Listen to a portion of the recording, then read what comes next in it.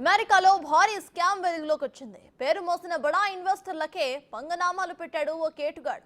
అది ఎవరో కాదు, ప్రముఖ భారతీయ అమెరికన్ వ్యాపారవేత్త, అవుట్కమ్ హెల్త్ సహా వ్యవస్థాపకుడు రిషి షా. ఈ భారీ స్కామ్ వెలుగులోకి రావడంతో అమెరికాలోని కోర్టు అతనికి 7.5 ఏళ్ల జైలు శిక్షను విధించింది.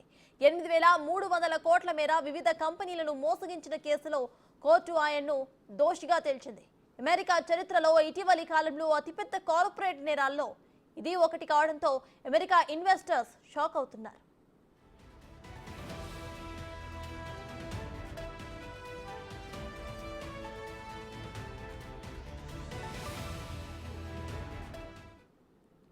బ్లూంబర్గ్ నివేదిక ప్రకారం 2006లో కాంట్రాక్ట్స్ మీడియా హెల్త్ పేరిట రిషి ఒక కంపెనీని నెలకొల్పారు. ఆ తర్వాత దాన్ని అవుట్కమ్ హెల్త్ పేరుతో మార్చారు.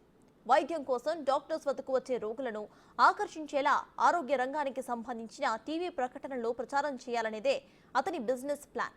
ఇందుకోసం డాక్టర్స్ ఆఫీసుల్లో టీవీలను ఏర్పాటు చేయాలనేది ప్రణాళిక. ఈ ఆలోచన నచ్చడంతో శ్రద్ధా అగర్వాల్ అనే మహిళ ఈ సంస్థలో భాగస్వామిగా మారింది. 2010 తొలినాళ్ల అవుట్కమ్ హెల్త్ వైద్య పెట్టుబడులు రంగంలో బడా సంస్థగా ఆవిర్భవించింది. దీంతో పెద్ద పెద్ద కార్పొరేట్ సంస్థలన్నీ కూడా అవుట్కమ్ హెల్త్లో భారీ స్థాయిలో పెట్టుబడులకు పెట్టుకొచ్చాయి. దీంతో షికాగోలో రిషి షా ఓ దిగ్గజంగా ఎదిగారు.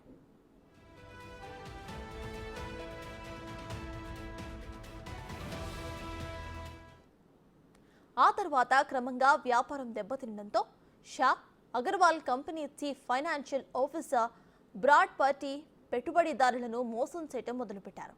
సంస్థ కార్యకలాపాలు, ఆర్థిక పరిస్థితి గురించి దొంగ లెక్కలను పెట్టుబడిదారులు, క్లయింట్స్, రుణదాతలకు చూపుతూ వారిని తప్పుదోవ పట్టించారు. సంస్థ సామర్థ్యం కన్నా ఎక్కువ వ్యాపారం చేస్తున్నట్లుగా తప్పుడు గణాంకాలను రూపొందించారు. అందుకు అనుగుణంగా వ్యాపారాన్ని విస్తరించాల్సి ఉందంటూ ఫార్మా దిగ్గజ సంస్థ నోవో నార్డిస్క్ ఏఎస్తో పాటు ఇతర సంస్థల నుంచి భారీగా పెట్టుబడులు సేకరించారు. ఇలా పొందిన డబ్బుతో షా విలాసాలకు అలవాటు పడ్డాడు. ప్రైవేట్ జెట్ విమానాలు, పడవుల్లో విదేశీ టూర్లకు వెళ్లటం, $10 లక్షలతో ఇల్లు కొనుక్కోవటం వంటివి చేశాడు. ఈ తప్పుడు లెక్కల ఆధారంగా 2016లో అతని నికర ఆస్తుల విలువ $4 బిలియన్ కు చేరింది. కానీ 2017లో షా మోసాలను మీడియా బయటపెట్టడంతో అతని పతనం ప్రారంభమైంది.